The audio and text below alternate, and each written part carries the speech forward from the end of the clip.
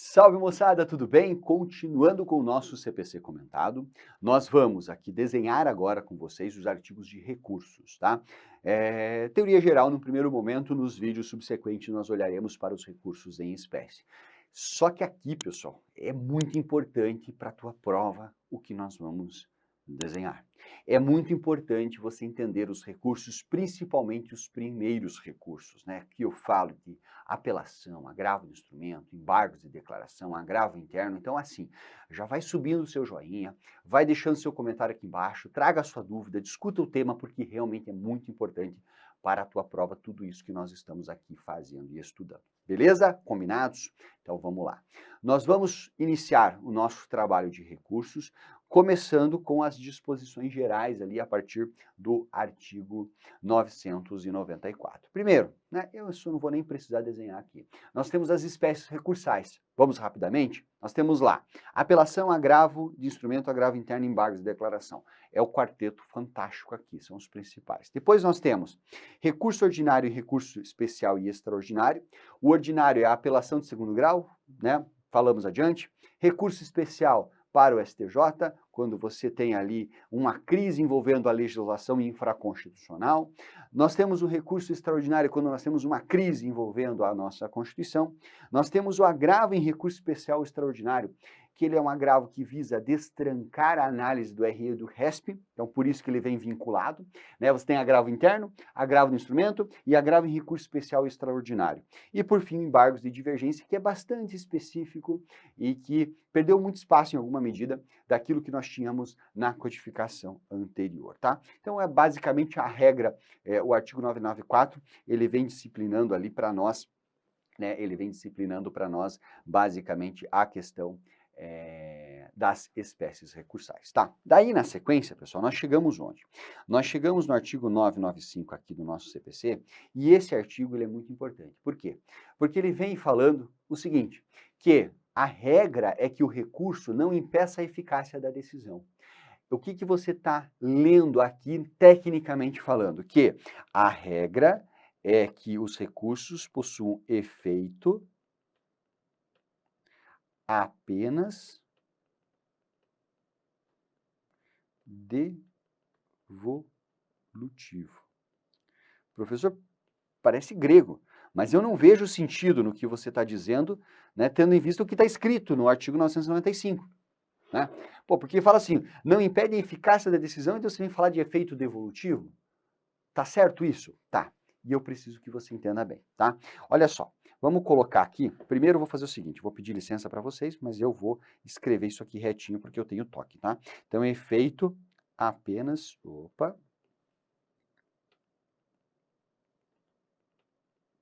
apenas devolutivo. Tá bom. Dito isso, o que nós temos que fazer aqui? O que você precisa olhar? Precisa olhar para isso aqui, ó, pessoal. Uma linha do tempo, tá? Essa linha do tempo virá marcada aqui com uma decisão, tá? Então, vou colocar aqui uma decisão qualquer. Decisão aqui pode ser uma interlocutória, pode ser uma sentença, não vai importar muito. O que eu quero que você entenda é o seguinte, a decisão dada, ela é dada para produzir efeitos. Pague, faça, não faça, perfeito. Então, ela é dada para produzir efeitos, tá? Entretanto, em razão do duplo grau de jurisdição, nós temos a possibilidade de as partes recorrerem. Então, deu a decisão, naturalmente as partes serão intimadas, e o que se espera é que nós possamos ter aqui um recurso. Uma das características do recurso é o quê? É impedir, olha só, isso é uma informação legal, é impedir o trânsito em julgado. Então, o recurso, ele vai impedir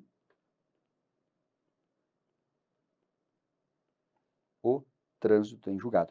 Vai impedir que a decisão, né, tenha a eficácia de lei para as partes. Aí eu pergunto, tá, se ela impede, e como o recurso ele vai ter um trâmite significativamente longo, né, um trâmite significativamente longo, até o momento em que nós vamos ter lá a análise desse recurso mediante um acórdão lá no tribunal, o questionamento que eu te faço é o seguinte, essa decisão, ela produz efeitos ou não durante a pendência do recurso. O que está dizendo o 995? Que os recursos não impedem a eficácia da decisão. Ou seja, a decisão continuará como regra a produzir efeitos durante o período em que o recurso estiver sendo analisado no tribunal. É isso. Tá ok? Tá? Isso significa dizer que a regra é que ele terá efeito apenas devolutivo. Ou seja, o recurso não tem efeito suspensivo, tá? Só que deixe bem claro, né? Isso aqui é a regra. Por quê? Você vai estudar espécie recursal que terá efeito suspensivo, como é o caso da apelação. Tá bom? Então, essa é a informação que você tem que extrair do 995, tá? Essa é a informação que nós temos que extrair do 995. Não obstante essa seja a regra, nós teremos o quê? Nós podemos ter, olha só, e aí eu continuo, nós podemos ter o efeito suspensivo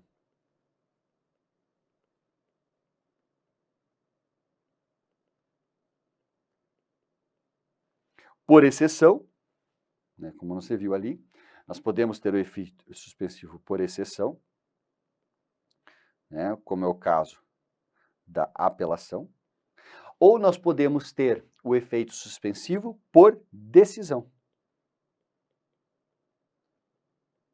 que é o que diz o parágrafo único do artigo 995. Ou seja, não obstante o recurso de agravo vai aplicar a regra, tem efeito meramente devolutivo. Nada impede que, eventualmente, o juiz dê uma decisão para conferir efeito suspensivo. E aí, durante o período de trâmite deste recurso, ou seja, enquanto esse recurso estiver sendo analisado, essa decisão aqui fica suspensa, fica congelada. Tá bom? Perfeito. Avançando, nós temos ali na sequência, pessoal, né, quem terá legitimidade recursal, tá?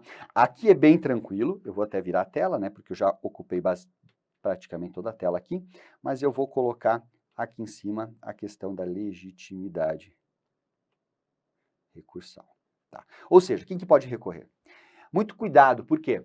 Porque quem poderá recorrer é quem perdeu. Ou seja, você não é a parte autora, não é a parte ré, mas é a parte vencida. Essa palavra aqui, vencida, ela é importante, tá? Muito cuidado com isso. Ou seja, é quem perdeu. Então, se a parte venceu, ela não vai recorrer. Vai recorrer para quê? Para piorar a sua situação? Naturalmente não. Além da parte vencida, né, nós podemos ter o quê? O terceiro prejudicado, que foi impactado. Nós teremos ainda a possibilidade do recurso ser ofertado pelo Ministério Público, né? Claro, não o Ministério Público aqui como parte, mas o Ministério Público como fiscal da ordem jurídica e ele entender que é caso oportuno de recurso. Certo? Beleza? Bom demais, tá? Então tem que ficar atento quanto a isso. Ó, aí, pessoal, o que diz o CPC na sequência no 997? Ele vem lá, cada parte vai interpor o seu recurso, independentemente do prazo e observância das questões legais. Então, ele simplesmente está dizendo que se a decisão ela for parcialmente procedente, ou seja, a parte autora ganhou, mas perdeu, a parte ré ganhou, mas perdeu também, né, as duas podem interpor seus recursos, eles não estão vinculados, o prazo ele é comum e foi para todos eles, tá bom? Então, nós temos essa possibilidade. Aí, pessoal, o que nós temos que trabalhar na sequência do 997? Nós temos que trabalhar a questão do recurso adesivo. Veja só, muito cuidado, tá? Porque quando eu falo em recurso adesivo, eu não estou trazendo aqui para você uma nova espécie de recurso. Eu falei rapidamente das espécies que estão descritas lá no 994. Você não vê recurso adesivo lá. Então, o recurso adesivo, primeiro, não é uma espécie de recurso. Recurso adesivo, antes de mais nada, é uma forma de interpor recurso. Como assim uma forma de interpor? Qual que é a forma padrão de interpor um recurso? Ah, teve a decisão, né? Teve a decisão, eu fui intimado da decisão, recorri. É um ato voluntário. Então, eu vou lá e interponho a apelação, interponho o agravo do instrumento, oponho os embargos de declaração, certo? Perfeito. Mas eu posso também ser invejoso. Hã? Posso ser invejoso. O recurso adesivo é o recurso do invejoso. Vamos lá, só para você entender essa brincadeira aqui conosco, tá? O que que nós temos? Vamos supor que eu tenho uma sentença, certo? Uma sentença. E essa sentença, ela foi, e essa informação ela é importante, ela foi uma sentença de parcial procedência.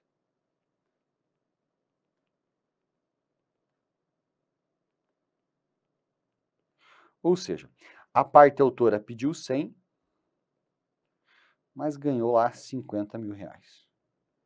O que que significa dizer isso?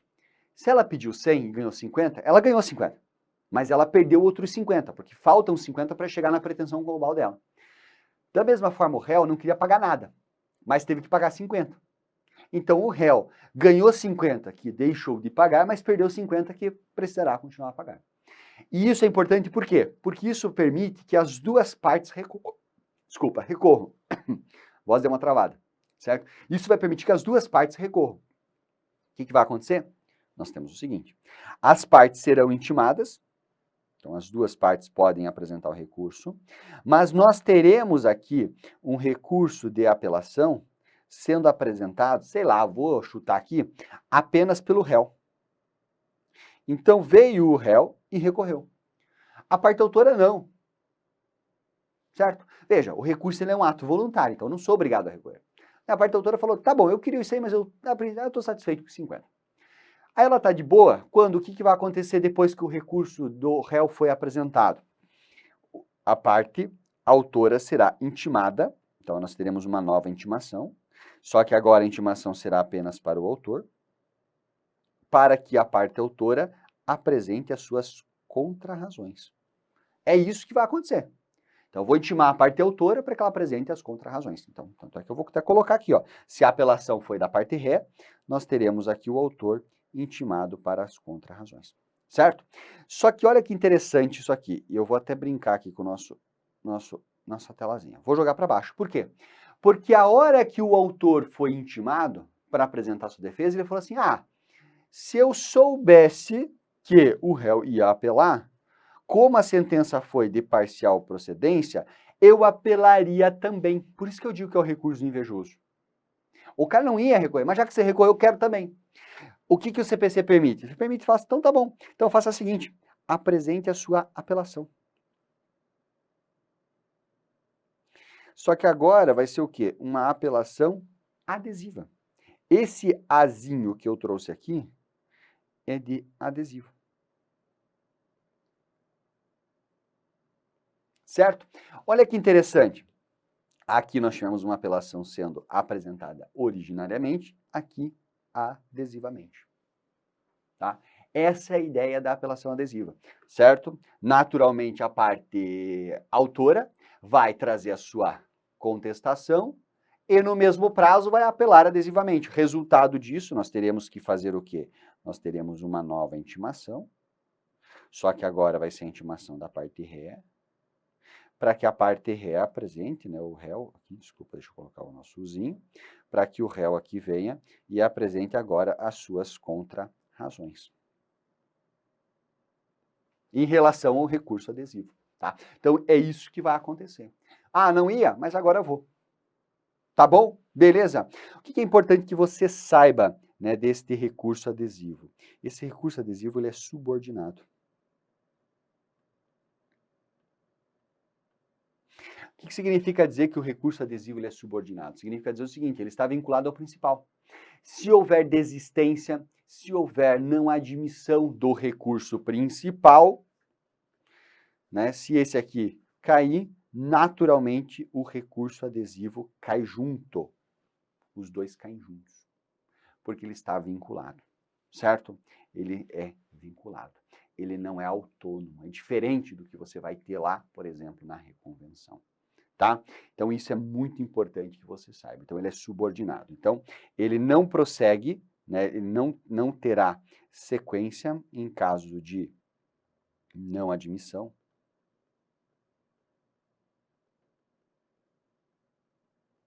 ou desistência.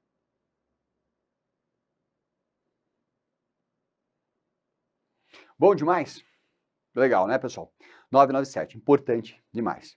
Ah, para encerrar, esse recurso adesivo, ele pode, né, já que você falou, professor, que ele é uma forma de interposição, eu posso me valer desse recurso adesivo para que espécies recursais? Todas elas? Não. Você pode usar o recurso adesivo para a apelação, para o recurso especial e para o recurso extraordinário. Só para esses caras aqui. Isso aqui, opa, deixa eu só fechar essa tela. Isso aqui é muito importante, tá? Só para essas espécies aqui. Então não tem recurso adesivo em agravo, não tem embargos, só nessas 3 modalidades aqui. Top! Top demais. Avançando, pessoal, e nossa, tem tanta coisa legal para a gente poder falar, né? Olha só, eu chego no 998 e 999, tá? Esses 2 artigos aqui, eles vão falar sobre o quê? Eles vão falar sobre desistência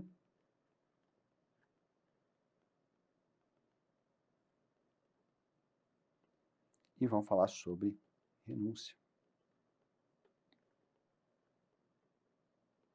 Desistência versus renúncia recursal. E aí, tem diferença? Tem.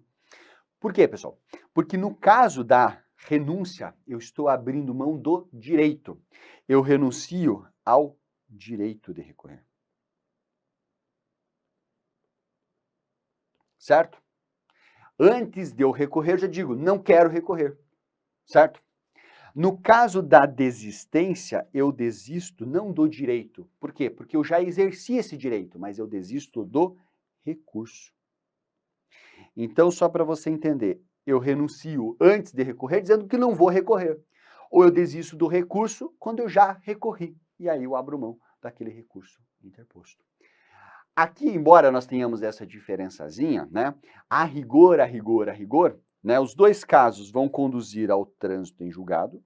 O efeito é você ter o trânsito em julgado da decisão, certo? Nos 2 casos aqui, eu não preciso de anuência. Ou seja, não interessa se a parte contrária concorda ou não, e também não há homologação do juiz. Certo? Não precisa ser homologado. Ou seja, o juiz não tem que avaliar ali se eu posso ou não desistir, se eu posso ou não renunciar, tá? Então, esses são os pontos aqui sobre desistência versus renúncia, tá? É isso que você tem que saber para a tua prova, tá? Então, a gente mata de cara essas 2 situações. Tá bom? Beleza? Show de bola? O artigo 1000, pessoal, ele fala que se a parte aceitar a decisão, né, não faz sentido ela recorrer, tá? Isso aqui, para nós, tecnicamente, pode ser lido como uma preclusão. Deixa eu só arrumar isso aqui.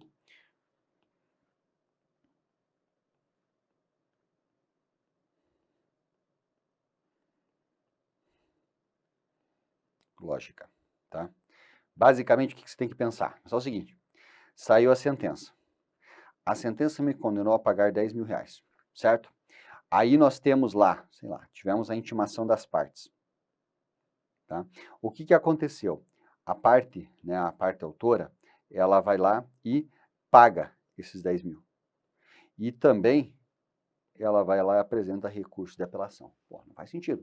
Se ela, veja só, o que quer que se entenda, que se ela pagou naturalmente, ela é como se ela renunciasse tacitamente à possibilidade de recorrer. Então não dá para eu querer os 2. Ou eu pago ou eu recorro. Ou eu recorro ou eu pago. Perfeito? É isso que você tem ali no artigo 1000, tá? No 1001, eu só vou mencionar e vou deixar escrito o seguinte, vou colocar aqui, ó, assim, ó, despacho. Isso aqui é mais para desencargo de consciência, despacho. Despacho tem caráter decisório? Não tem. Então não tem recurso de despacho, tá? Só vou colocar assim para você lembrar. Você bateu o olho no seu caderno, olhou. Despacho, tá arriscado por quê? Tá na temática de recurso? Tá, é porque não cabe recurso. É tranquilo. Perfeito? Bom demais, né? Lembrando que o recurso, né, o 1002 vai nos dizer que o recurso pode ser sobre todos os pontos da decisão, sobre parte. Claro, tem 10 pedidos, o juiz decidiu 10, eu quero recorrer de um deles. Posso? Posso, quero recorrer dos 10, posso também. Top. Na sequência, pessoal, o que nós temos? Nós temos o seguinte, nós temos o artigo 1003 falando a respeito do começo do prazo para que a parte possa recorrer, né? Fala que o prazo para interposição ele é contado da data em que os advogados são intimados, né? O Ministério Público, a Defensoria e tal. Isso aqui é importante só para você entender o seguinte, a intimação tem que ser feita diretamente na pessoa do advogado, do patrono, de quem tem capacidade postulatória, tá? Não precisamos nos preocupar com isso. Por quê? Porque o parágrafo primeiro vai dizer, olha o seguinte, se a decisão for dada em audiência, saem intimados da audiência. Se não, você vai fazer intimação lá por oficial, por meio eletrônico, por carta, por AR, nas modalidades que nós temos do artigo 231. Nada demais, tá? Então, nós não temos ali, basicamente, com o que se preocupar em relação a isso. Tem uma informaçãozinha só que eu gostaria de deixar bem claro, que é o seguinte, que eu vou colocar aqui, ó, bem perto de mim, que o prazo padrão é de 15 dias. A exceção é no caso dos embargos de declaração, cujo prazo será de 5 dias. Ou seja, apelação, agravo interno, agravo em recurso especial extraordinário, RE, RESP, são todos 15 dias, certo? Claro, se tiver Ministério Público, Defensoria, Advocacia Pública, eu tenho que fazer a dobra, tá? E nos embargos de declaração, nós temos por padrão o prazo de 5 dias para a oposição. Tá bom? Beleza? Show de bola, né, pessoal? No artigo 1004, nós temos ali a previsão de situações excepcionais, como é o caso de falecimento, uma situação de força maior, que vai permitir que o juiz restitua o prazo. Então, vamos supor que eu fui intimado da decisão. Deixa eu voltar na tabelinha aqui, ó. Vamos lá, saiu a sentença, eu fui intimado, certo? E aí faleceu o meu advogado, faleceu a parte. Aconteceu alguma situação de força maior, ou seja, esse prazo que eu teria passou, perdi? Não, eu posso requerer a restituição do prazo, diz o CPC, tá? Faz todo sentido, ok? Outro ponto importante que eu coloco aqui, não tão importante, mas só para você saber, nós temos o seguinte, havido o trânsito em julgado da decisão, nós teremos a baixa do processo, tá? Essa baixa do processo tem que se dar em 5 dias. Professor, o que é essa baixa do processo aqui? Basicamente o seguinte, nós temos lá um recurso, o processo foi para o tribunal. Aí tivemos a apelação, né? Julgamento da apelação, saiu o acordo. Do acordo não teve recurso, ou teve, foi para o STJ, STF depois voltou. Enfim, a hora que transitar em julgado, o processo tem que voltar para a origem. Então você vai, primeira instância, segunda instância e terceira instância. Ele volta para a origem, né? Isso, a baixa é isso. Tem que acontecer em 5 dias, tá? Basicamente é isso que nós temos previsto, tá? Veja, para eu poder encerrar, nós temos ainda que tratar do artigo 1007, principalmente do 1007. E o 1007 ele é muito importante, por quê? Porque ele trata da questão do preparo. Eu sei de antemão que a ação vai ter recurso? Não. Na verdade, eu quero que não tenha. O que significa dizer? Eu quero que a decisão seja favorável ao meu interesse e eu não queira recorrer. Nem possa recorrer, porque eu não seja a parte vencida. Tá? Então, eu não consigo avaliar se vai haver recurso. Até porque, por mais que eu perca ou eu ganhe, ainda que eu venha a perder, pode ser que eu não decida recorrer. O recurso é um ato voluntário. Não me vale a pena. Por que eu estou te dizendo isso? Pelo seguinte, quando você ajuiza a ação, você adianta custas de trâmite do processo até a sentença. Dali para frente, se você precisar recorrer, você tem que novamente adiantar essas custas. E o preparo é isso. O preparo nada mais envolve do que o adiantamento de custas e despesas do processo para trâmite no tribunal. Então, quando eu estou falando de preparo, eu estou falando do adiantamento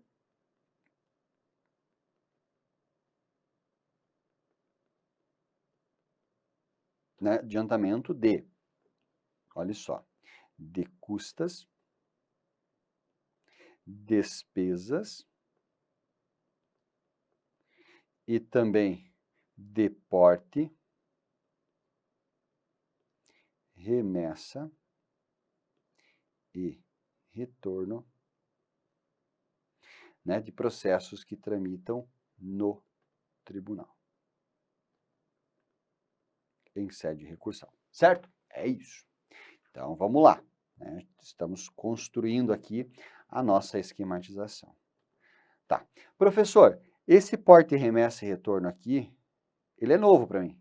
Pois é, ele é novo mesmo. Por quê? Porque é o seguinte, isso aqui existe apenas em fase recursal. Custas e despesas adiantado na fase inicial do processo, na fase de conhecimento lá no início, na primeira instância. Porta e remessa e retorno é só para o tribunal. E também só para processo físico. Se o processo for eletrônico, não tem porta e remessa e retorno. Tá? O que significa na prática? Porta e remessa e retorno significa quando você tem um processo físico, você, né, vou vir para a tela aqui, pegar o processo, portar, remeter ao tribunal analisar o processo e retorná-lo. Certo? Então você tem esse custo de envio. Vamos lá, talvez você mora em capital, você não sinta isso. Mas eu que moro, por exemplo, no interior, para levar um processo físico para Curitiba, onde está o Tribunal de Justiça, tem que botar no malote, vai os correios levar, então tem um custo. Eu tenho que pagar esse custo. Certo? Beleza. Então, basicamente é isso. E aí, pessoal, veja só. Esse preparo, que envolve esse adiantamento de custos, despesa, porta e remessa e retorno, ele deve ser feito, né, e comprovado, então, né, pago e comprovado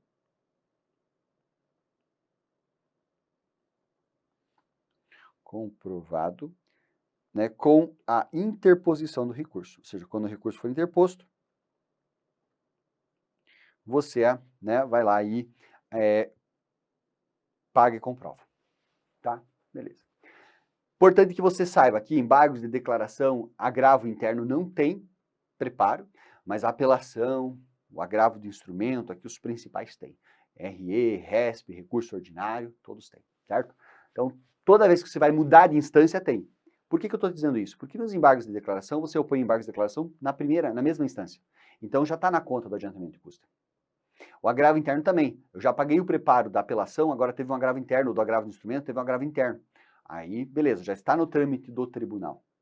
Agora, no caso da apelação, eu saio da primeira instância, eu vou para o tribunal. No caso do agravo de instrumento, eu saio da primeira instância, eu vou para o tribunal. Tem que pagar. Certo? Por isso que tem recursos que não têm preparo. Não terão preparo o quê? ED. Não tem preparo o quê? Não tem preparo também ali o recurso de embargos de declaração e de agravo interno. Certo? Só que a regra é que eu tenho que fazer o pagamento e comprovar junto com a interposição. Aí o que pode acontecer? Nós podemos ter aqui situações específicas, né, em que não houve pagamento, a parte esqueceu, ou pagou a menor. E aí? Veja, o preparo, como ele é uma condição de admissibilidade do recurso, é uma questão processual. E se não estiver presente, ele gera o quê? A falta gera a deserção, tá? Vou até puxar essa setinha aqui, ó, mais para cá. Vou colocar assim, que a falta, uma vez configurada, vai gerar a deserção. Então, assim, se eu não paguei, eu poderei sofrer a deserção. Se eu paguei a menor, poderei sofrer a deserção. Por que eu coloquei o verbo poderei?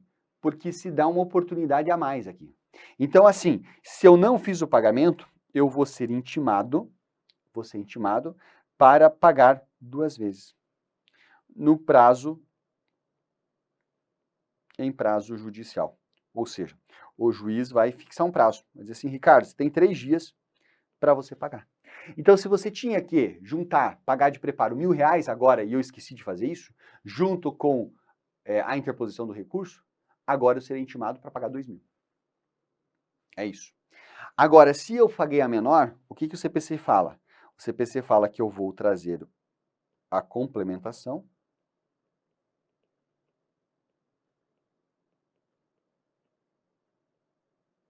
no prazo de 5 dias.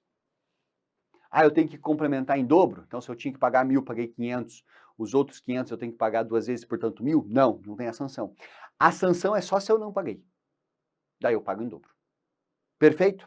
Se eu não pagar, ou se eu não complementar, deserção. Por quê? Porque a falta gera a deserção, tá? Então, esses são os pontos mais importantes aqui no que diz respeito à questão do preparo. Lembrando que nós temos ainda, né, aproveitando essa temática do preparo, nós temos ainda aqui algumas situações de pessoas, de partes processuais que são dispensados de preparo. Então, eu vou colocar aqui para vocês, são dispensados.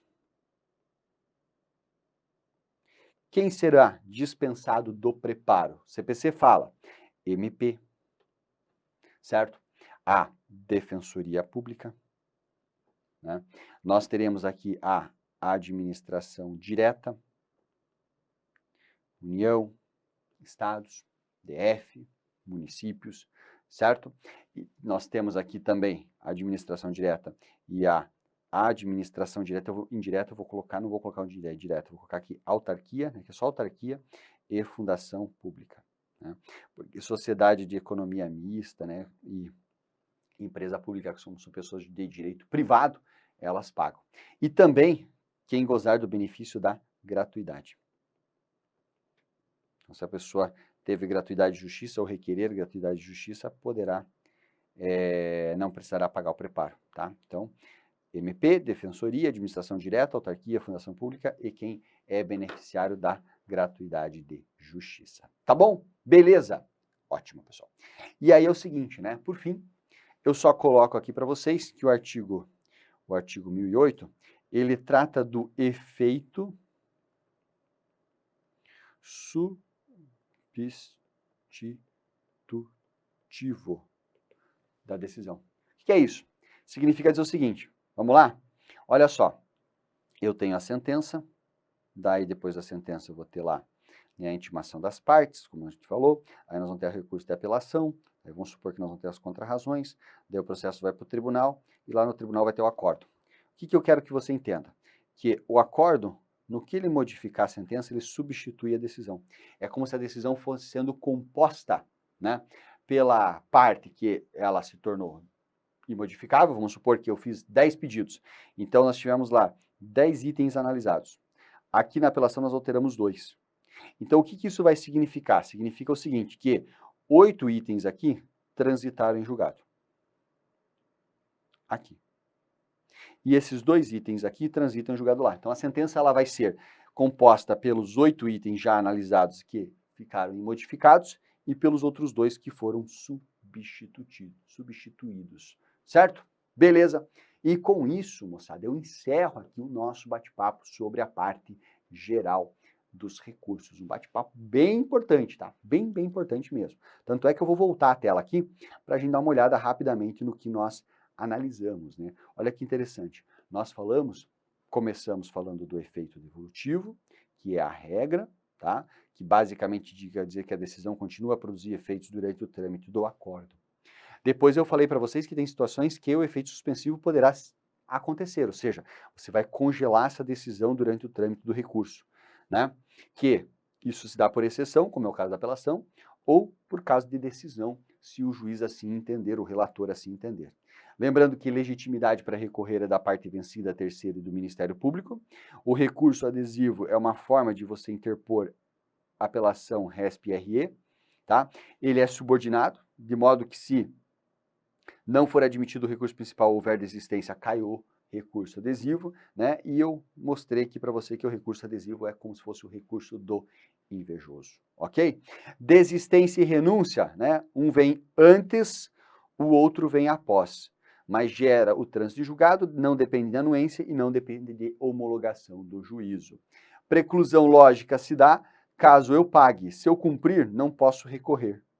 Despacho não cabe recurso, o prazo padrão é de 15, mas o embargo é 5, e a baixa tem que acontecer no prazo de 5 dias, quando houver o trânsito julgado em tribunal. O preparo, né, é custa, despesa e porte no trâmite tribunal, lembrando que porte, remessa e retorno é só para processo físico. Ok? Tem que pagar e comprovar na interposição. Se não paguei, paga 2 vezes no prazo que o juiz fixar. Se pagar menor, tenho 5 dias para complementar sob pena de deserção do processo. E por fim, né, são dispensados de preparo MP, Defensoria, Administração Direta, Autarquia, Fundação Pública e quem for beneficiário de gratuidade. E por fim, o efeito substitutivo, né, o acórdão naquilo que alterar a decisão substituirá esta. Perfeito? Com isso, nós encerramos aqui esse ponto importante. Se você curtiu, sobe seu joinha, coloque seu comentário aqui, que esse é um vídeo muito relevante aqui do nosso CPC Desenhado. Até mais!